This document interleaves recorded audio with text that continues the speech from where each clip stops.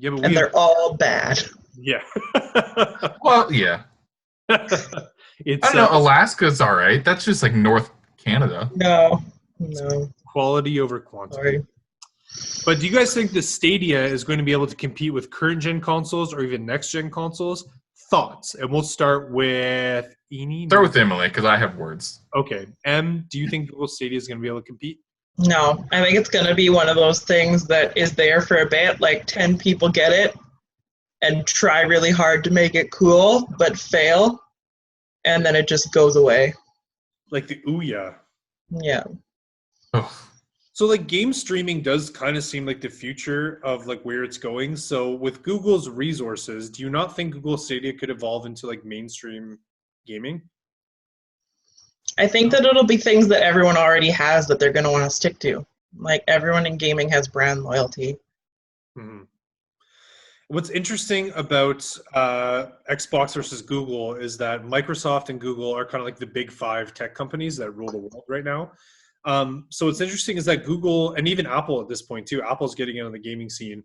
And so I'm kind of curious as to the thought of Xbox never making a console again and making its Game Pass platform available for like basically if you were to be able to play Game Pass on a PlayStation or on your Apple device or on your Google device, because the companies kind of collude a lot in that sense. And I don't think that it's smart for people like Apple and Google to compete with already established players like Microsoft.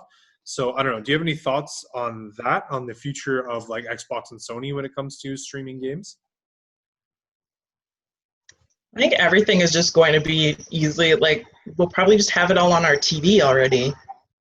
Like, oh, you can download this onto your TV, Like smart TVs and stuff? play your game, yeah. Like, But the less things I have in my living room, the happier I'm going to be, so. Yeah.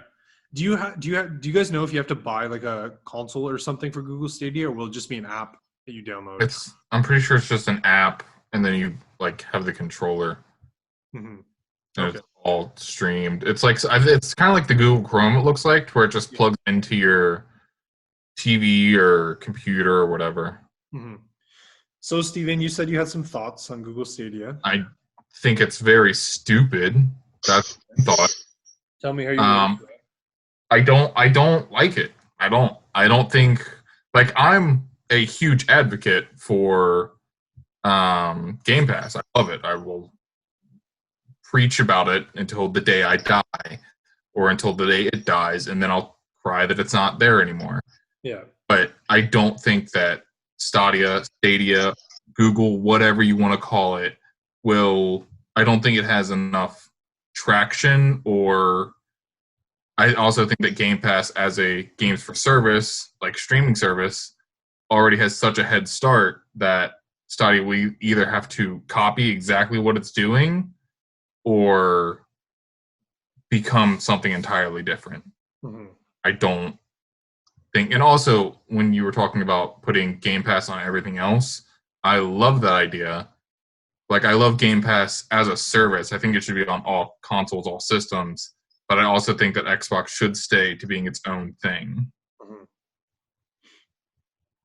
Because I like Game Pass as a service, but I kind of wrote about the direction that Xbox is moving in.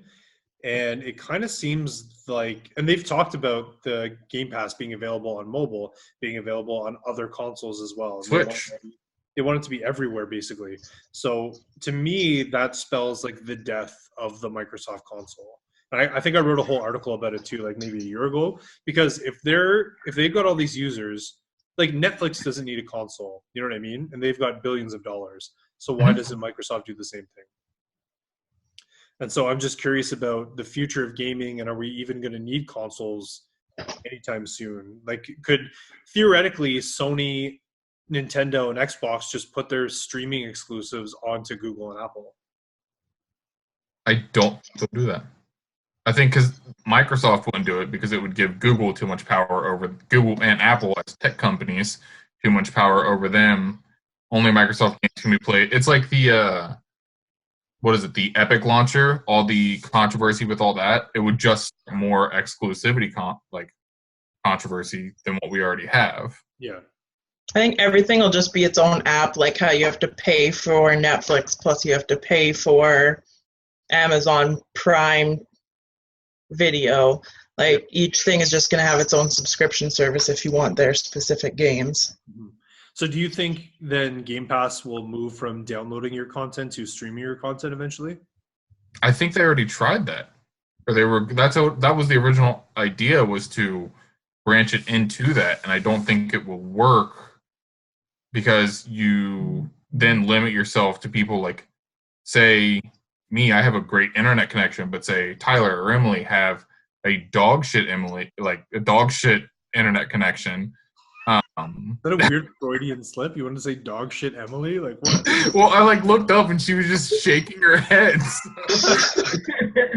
So it caught my eye. Yeah, a dog shit internet connection.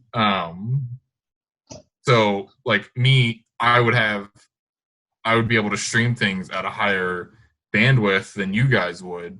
Yeah. Therefore, if it's a competitive game, it gives me an advantage over you.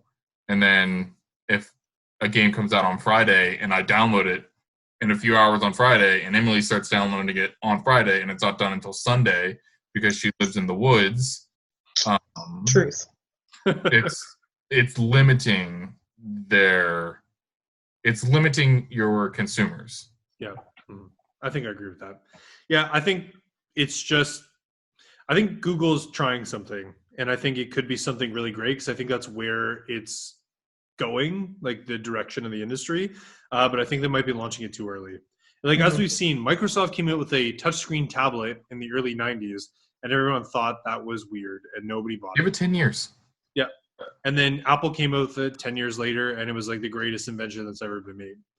So I just Exactly. Give it 10 years. yeah, I think it's just going to be one of those things where Google goes to market first. It doesn't work, and then Microsoft and Sony perfect it, and then that's where it works. That's my opinion on that. But I do love the idea of having Game Pass on everything. Yeah, same.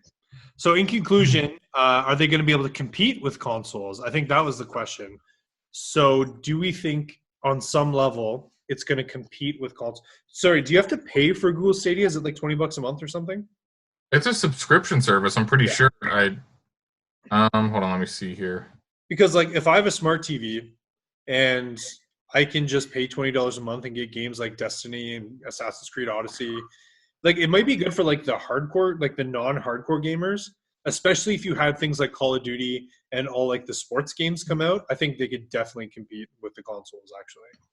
So, I agree to a point, but I mean, they're releasing Assassin's Creed Odyssey, which originally came out last year. Yeah. They're releasing it already a year late. They don't have a lot of things that are coming straight to it at launch. There's not a lot of things that haven't already been released. It's stuff that I've already played on Xbox or PlayStation that they're now getting. Yeah. Like Doom's going to be on there. Doom came out in 2016. They're just now launching it on Stadia. Yeah. It's not having enough new releases, and it doesn't have any launch titles. Like the thing with like when you go to buy Xbox, the new Xbox when it comes out, we already know that it's going to have Halo Infinite as a launch title. Yeah. PlayStation's going to have something awesome as a launch title. That's what people want. They want that, like, oh, I'm buying this, but I'm also getting this game that I've never played before. Not, oh, I'm buying this, but I'm playing a game that everyone else played 4 years ago. Yeah. I don't think it has the longevity right now. Yeah. Like in 10 years, maybe. But right now, I don't think that it has the strength to stand on its own. Yeah.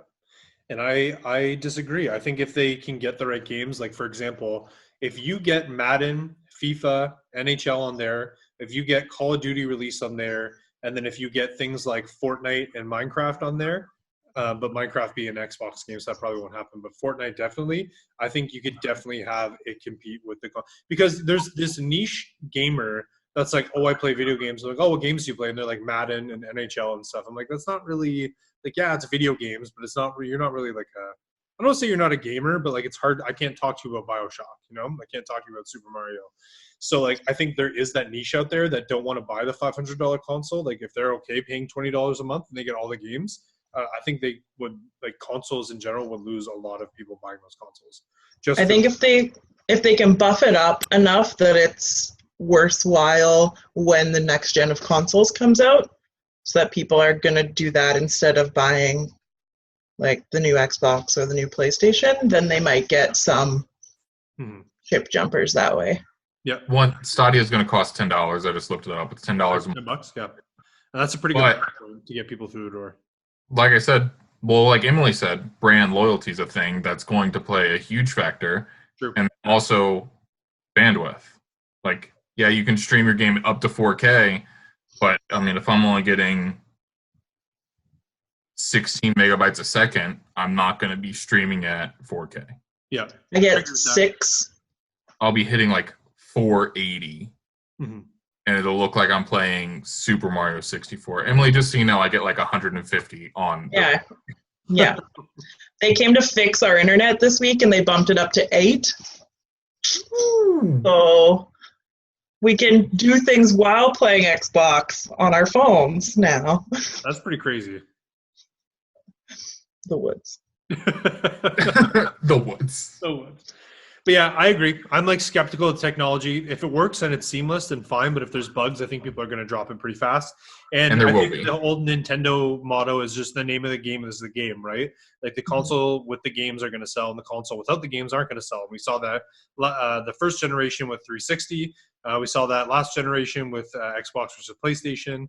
And we saw that back in the day versus Sega versus Nintendo. Like it's whoever has the better games is going to sell. So Stadia's just got to ramp up its games, and I think it'll sell. And that's my thing is, what are the odds of a company like a Bungie company or something like that going straight to Stadia and be like, hey, we only want to release our games on your platform? Yeah. With Stadia, I don't think that will happen. I think if Google offers enough money, and I think they have the money to, I think they definitely will. Like if you go to a studio, like I'm trying to think of somebody big right now. But I mean, Bungie's a good one because Bungie's technically an indie studio. Like they're not with any other company, right? Like technically they're with Activision. But if you were to go to Bungie and be Not like, anymore. $1 billion to release on Google Stadia, I think they'll do it. Yeah, but then you're just buying. It's like, okay, I'll give you $1 billion now, or I'll go to Microsoft. They're going to pay me $250 million, but they already have millions of players that are constantly going to be playing the game, buying the game, and constantly putting more money in with microtransactions, which is a whole nother discussion that I won't get into right now. I actually like microtransactions when they're done well, but that's a discussion for a whole other day. But no, I agree. I think it's just gonna be wait and see on the technology, wait and see on the game. So thank you, Jay McNulty91, for submitting your question. We appreciate that. Some Canadian guy on Twitter. You can find him at jmcnulty91, or you can type out some Canadian guy on YouTube to find out his YouTube channel. So I think that's pretty much it for the podcast today.